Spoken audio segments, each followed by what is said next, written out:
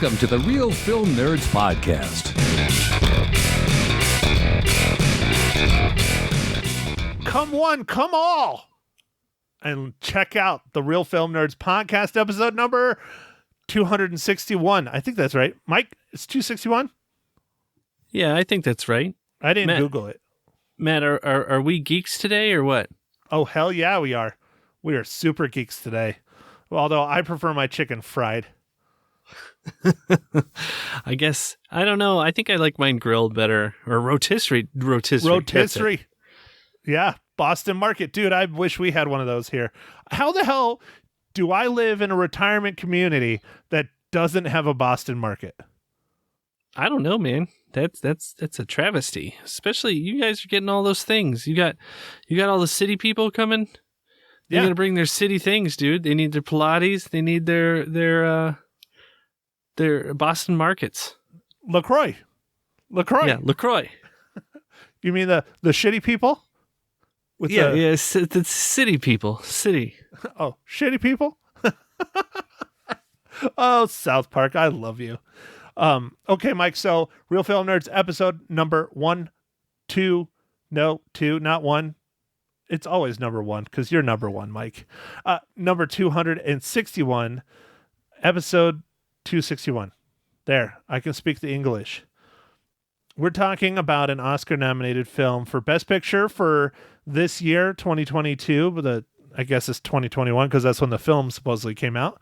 We're talking about Nightmare Alley, directed and co-written by Guillermo del Toro. Mike, why don't you give us the rundown for this fantastical film? All right, man, I will. All right, so it was directed and partially written by Guillermo del Toro, and screenplay was Kim Morgan. This movie is starring Bradley Cooper, Cate Blanchett, Toni Collette, Willem Dafoe, Richard Jenkins, Rooney Mara, Ron Perlman, Mary Steenburgen, David Strathairn. It's like a who's who of like all kinds of great actors. Anyway, an ambitious carny with a talent for manipulating people with a few well-chosen words hooks up with a female psychiatrist who is even more dangerous than he is.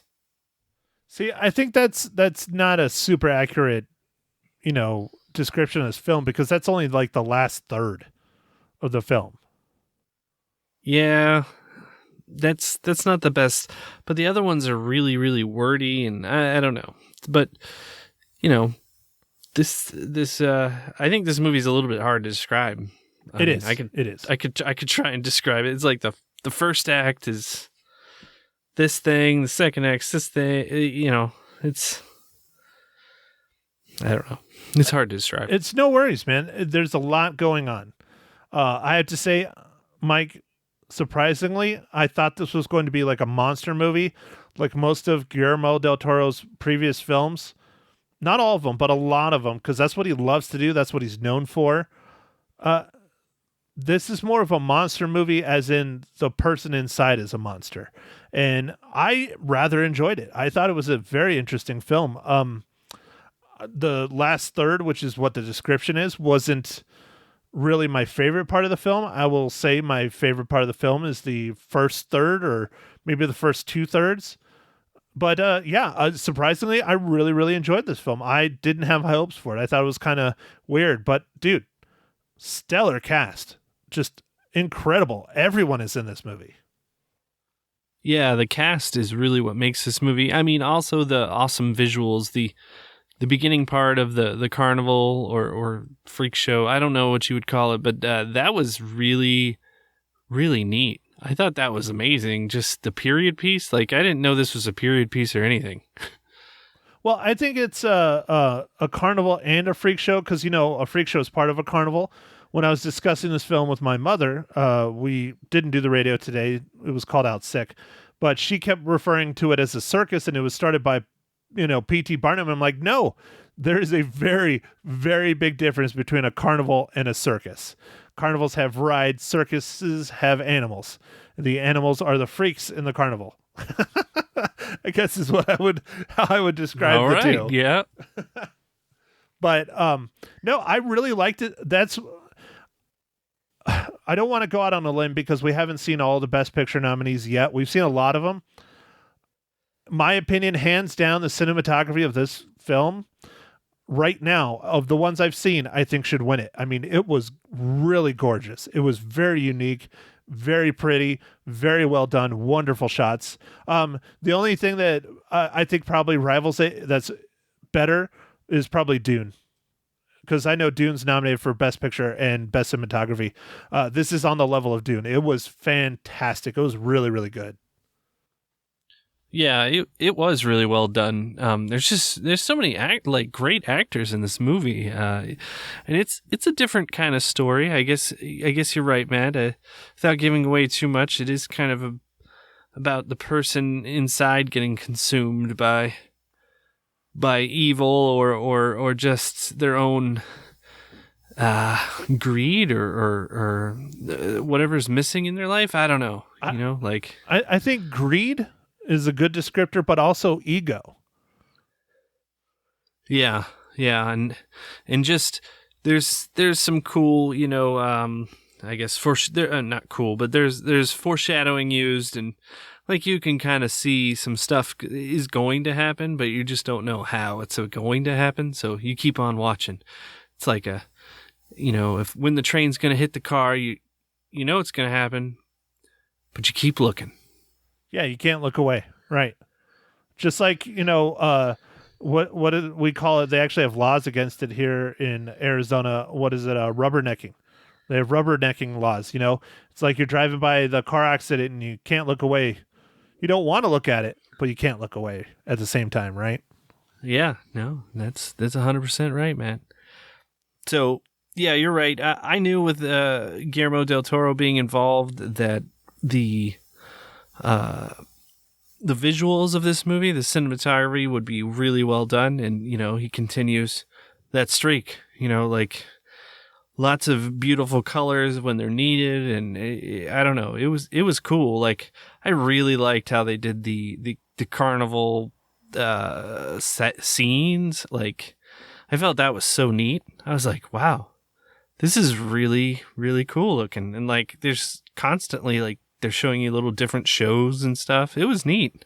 Yeah, this is a feast for the eyes, especially in the background. There's a whole lot going on, a whole lot of things to pay attention to. The wardrobe, the costuming, the way people hold themselves, their mannerisms, the way they talk. I mean, it's that whole first, I'm going to say 2/3 of the film, I thought was absolutely wonderful.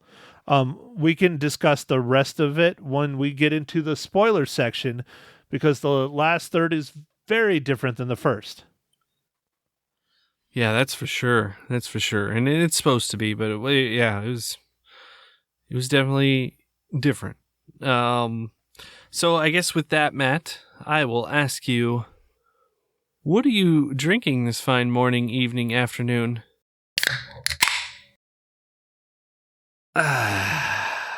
Well, Michael, I am going through my stockpile of Mexican beers.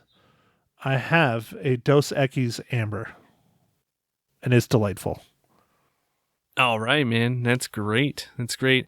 I am again drinking the hazy IPA from Aldi. I pretty much now it's like a commercial for Aldi, but it's good, man, and it's reasonably priced. So, Mike, since we don't have any Aldis over here in Arizona, can you approach them for sponsorship? And we can just be, what are you drinking? Brought to you by Aldi. And they can ship me beer.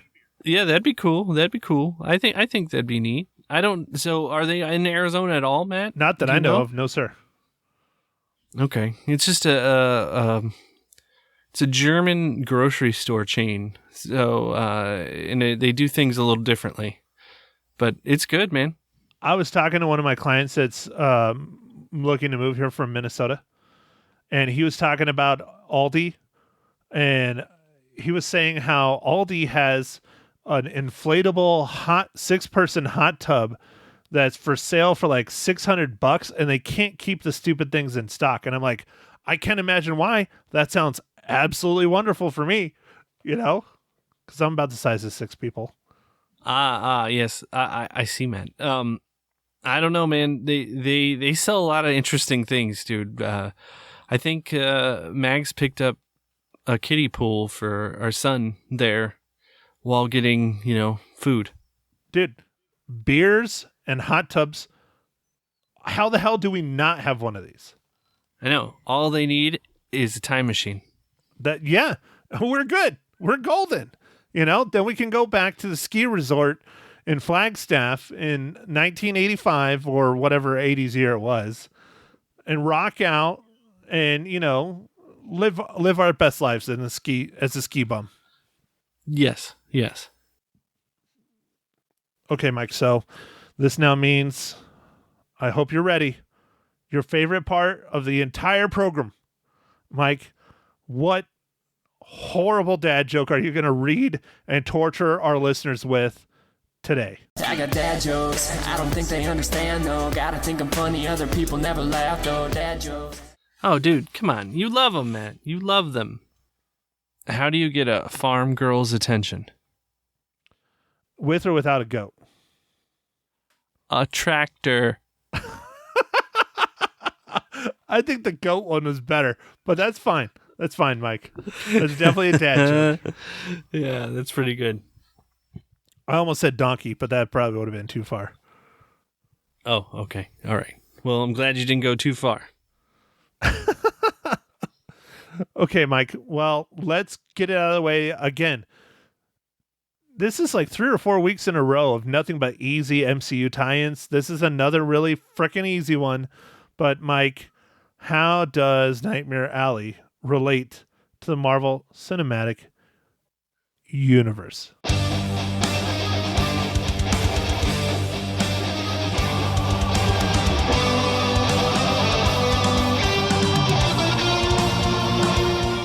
All right, Matt. So this is easy, and I don't mind.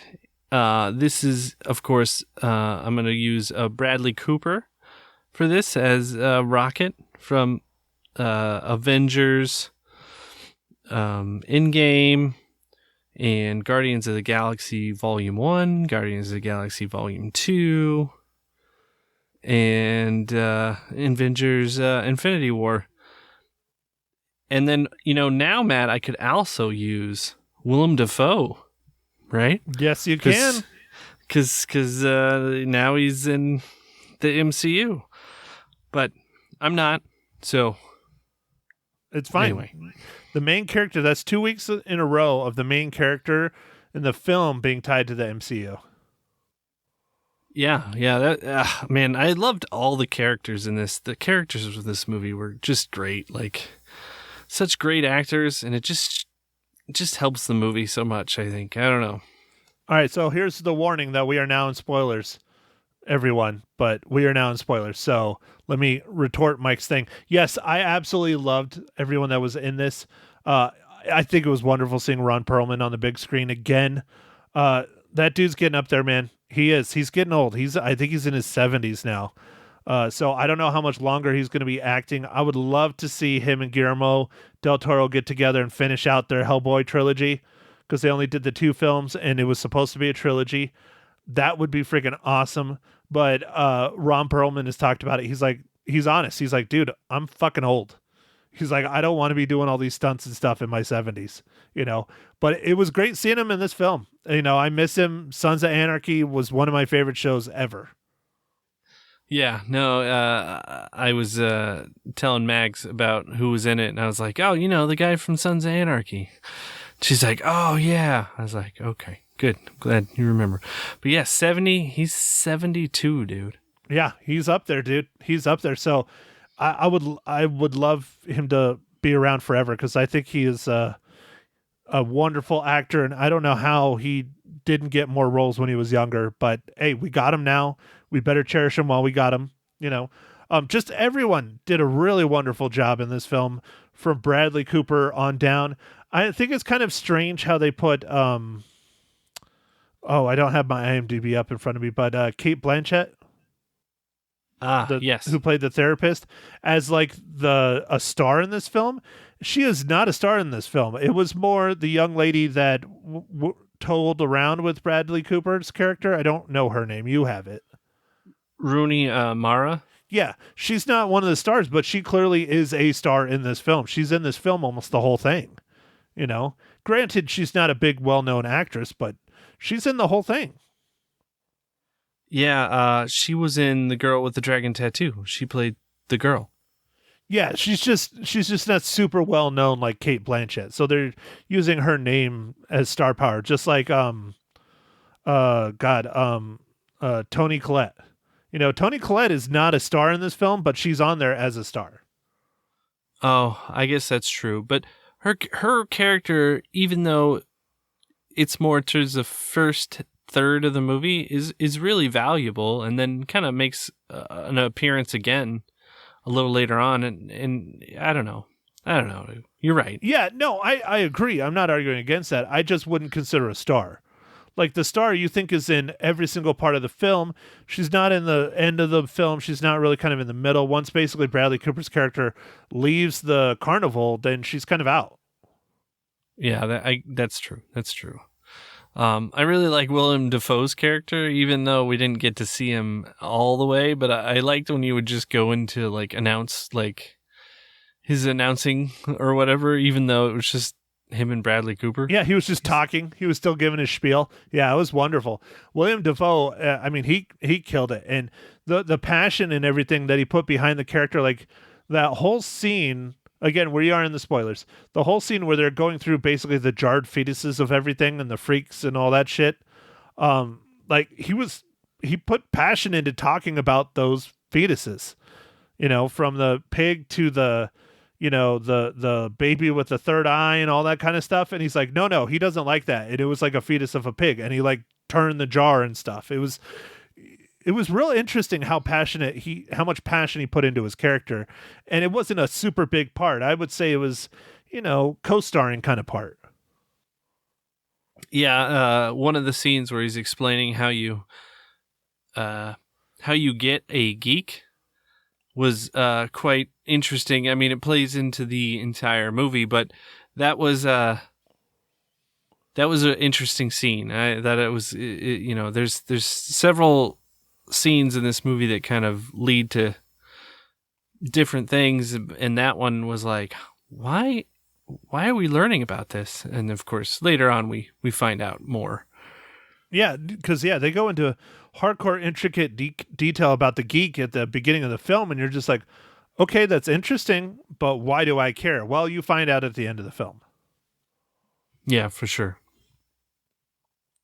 Yeah, I don't know, man. It was just good. Like, the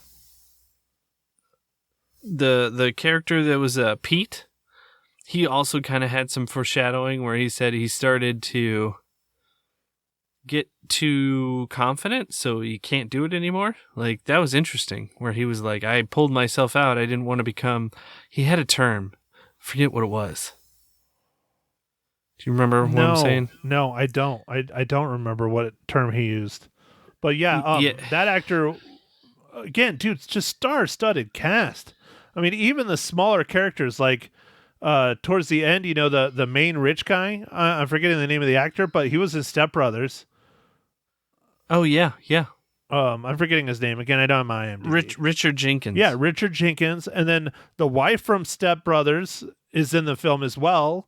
I mean, star-studded, man. I mean, just star-studded. It really is amazing how many people want to work with Guillermo del Toro, you know?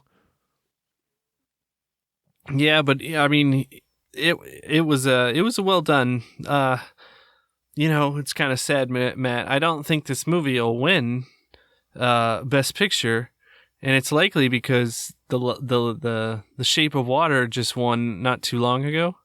Right. And not that they ever do that, but they absolutely don't. They do that.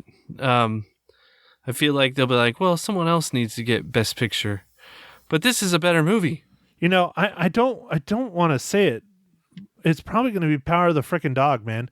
Yeah, and I agree. This is, in my opinion, I think this is a much better film than The Shape of Water. I really did enjoy this film.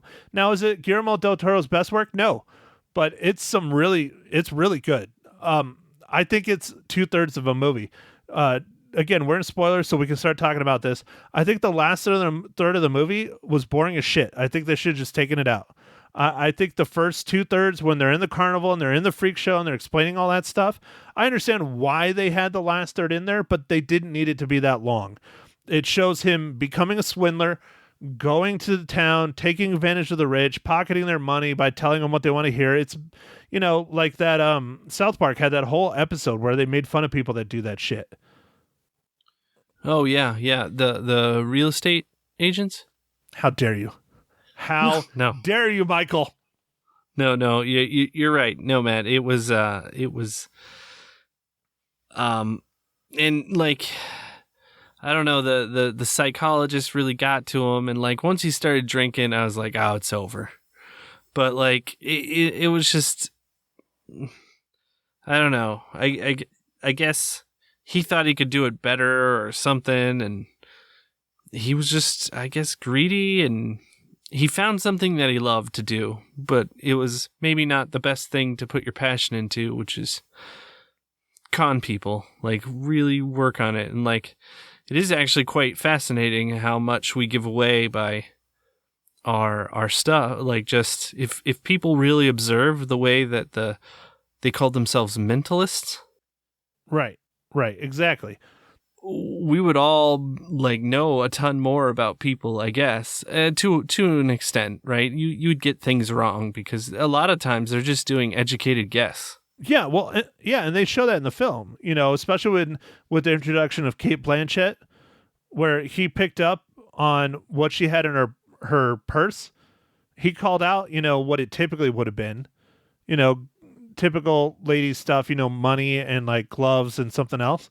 But he picked up that she was grasping it in a different way, and it looked like she was holding it differently because it was a little heavy. And he picked up that it was a gun, and he nailed it. He was right on. Yeah. No, I mean, that's just one of the examples, but like that was like their whole shtick, I guess, was really just trying to look at people real hard, look at the shoes, look at everything, and just be able to tell all about them. It was very interesting if you think about that. It's like we do really give away a lot about ourselves by just wearing the clothes that we wear. Like me, they just think I was a bum. Well, it's because you are, Mike. I mean, a bum and a father. Yeah, there you go. Well, Mike, they also use cues in it. So like she would say certain words, like they show the training of him kind of learning how to do it, where she would say certain words that would trigger him to know what is like, what color hair or whatever they were doing by saying like precious or, magnificent or whatever. Like saying these other words would lead him into what the person is that they're trying to tell a fortune, I guess, or the future or whatever. Yeah, I'm not sure I don't remember them ever saying what they were like in the movie. Like, I mean, Bradley Cooper talked about being mentalists, but that was it. Yeah, well, that's kind of what they called it, but it was, they were kind of telling the future and telling past and saying they're communicating with, the dead. I mean, all that crap. That's straight out of, I don't remember when that was real big here recently. That was what, late 90s, early 2000s? I don't even remember the people that did it. There was like 4 or 5 of them that were on TV that were doing that crap. Oh, Miss Cleo. Right. Miss Cleo was one of them. Yeah. Oh, yeah. She didn't do very well after they caught up to her, but she did great for a while. Yeah, but that's exactly what this movie is. It just takes place in 1941-ish. I don't know. They keep referring to it being 1941, but there's a lot of time jumps in this film. So I don't know if it's 100% 1941. I want to go 38, 39, 40, and 41. I don't know. There's a bunch of time jumps. I think it's like the 30s when he first gets to the carnival, sometime in the 30s, and then I don't know how long it goes, and then it starts with World War II when he's in the like towards his downfall. Like, so I don't know, like, but it wasn't clear. It just said the 30s sometime. Yeah, no, I would go with that, but they just kept referencing 41, and when he first shows up to the carnival, they talk about the war, and they're referencing World War I, and how there's this guy with this mustache that's being crazy over in Europe again, And then all of a sudden, it breaks into World War II kind of thing. But Yeah, the when they dropped off the geek that was all, I guess, not going to make it, he's like, oh, did you hear about that guy that looks like Charlie Chaplin? He invaded Poland. right, exactly. So that makes it sound like that's like 39, 38, 39 when they're doing that. Anyways, it doesn't matter. Just remember this takes place right at the start of World War II. Yeah, no, that was fine. We didn't need to know an exact date. I mean, it was still cool. Like the opening scene in this where they're like taking down the carnival, like that was really cool. Like that was real well done. It's like, man, someone put some time into researching how this would have gone down and thinking about it. Like that was a lot of work. I just really feel like the movie started out really, really strong and kind of fizzled the farther it got. Yeah, I mean, I guess it kind of did, but like you said, the movie was more about the guy, and it just showed you that he started out kind of with nothing. He started to build himself back up, got real confident, was like, I believe in myself now. I found a passion. Let's go do this on a bigger scale. I can do it better. And then, got in and over his head and touched the alcohol and just, I don't know, it just like spiraled out of control pretty fast. Now, Mike, what do you think about the big twist at the end? Now, not the twist, the geek twist, the other twist involving his father. I didn't see, I mean, I didn't see either thing happening really, I mean, we're alluded to a little bit earlier that some stuff went on with his father, but he didn't really talk about it. And then the Pete, who's telling him about himself, was like, "That's it, I'm done," and he just stopped. Like he knew he was getting, like he could read that he was getting into some stuff with Bradley Cooper's character, so he stopped it. That was interesting. Like he knew that he was on, like he was doing well. And I guess that's a lot of what they did is you read people like to see if they're giving you the right reactions to figure out if you keep going in like a certain direction. Yeah, all his guesses were spot on when he was reading Bradley Cooper. And then later on you find out that he murdered his own father, basically, even though those scenes, specifically that scene right there, leads you to believe that his father died suddenly and it was detrimental to him. No, you find out later Bradley Cooper killed his father because he hated him or he just wanted to be free of taking care of him or what. They don't really explain, but clearly there's something there and something's going on. And then it rolls into, the big geek spoiler at the end and all that stuff. So, okay, Mike, let's do it. We're getting towards the end of our time. How many reels do you give Nightmare Alley? I'm going to give Nightmare Alley 4 out of 5 reels. Like you said, it starts out really strong. It's beautifully shot. Amazing actors. Just the finish was a little bit, I mean, I didn't see it coming, but it was just a little bit like, like, I don't know. I don't know which way I would have taken it. So still 4 out of 5 reels. Well, Mike, I concur. I also give it 4 out of 5 reels. It's mostly because that whole third scene where they're in the city and they're swindling the rich man and all that stuff, I don't think it needed to be that long. I think they could have told that kind of wrapping it up a lot faster. On the flip side, I really liked the twist at the end with his father and with the geek thing and him, going back to the freak show, going like full circle. I really kind of like that because he realizes that how bad he screwed up his life. And he's like, well, I've always been a geek, you should have just done it from the start. Yeah. No, right at the end there, he's like, well, I got a temporary job. And like the guy's giving it to him, like exactly how Willem Dafoe's character gave it to him. And I was like, oh, that's funny. Like, it's just temporary. It's, until we find our next geek. He's like, I was born for this. I'm like, I bet that wasn't the normal answer. No. Oh, hell no. Yep, and he got him with the drink, with the opium in it and everything. I mean, it was just boom, boom, boom, exactly how he did it. So, all right, well, next week we might be quite delayed on the podcast. I will be out of town for work for several days. I don't think I will have an opportunity to record and edit on the road. So we're just going to be delayed on the pod. It'll give Mike some days to catch up and go see the movie. But Mike, we're going to go back to the theaters with the new Batman film. Are you excited for this one? I am cautiously optimistic. It looks like it could be okay, but I don't know. I have no idea. Like it's hard to say. Like I am a real big fan of the Christopher Nolan series of Batmans, and I even like the original Batmans with Michael Keaton up through Val Kilmer.